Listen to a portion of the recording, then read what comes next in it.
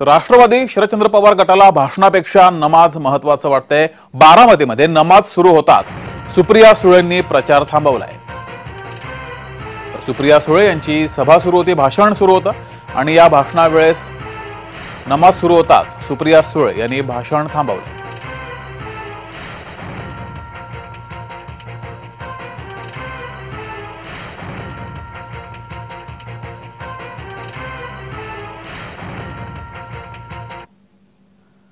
तर नेमकं काय घडलंय पाहूयात।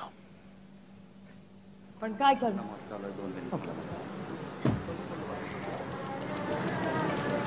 नमाज चाललाय म्हणून 2 मिनिट।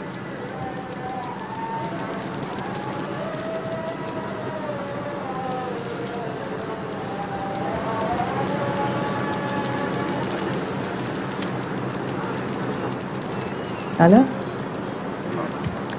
तर मी तुम्हाला सांगत होते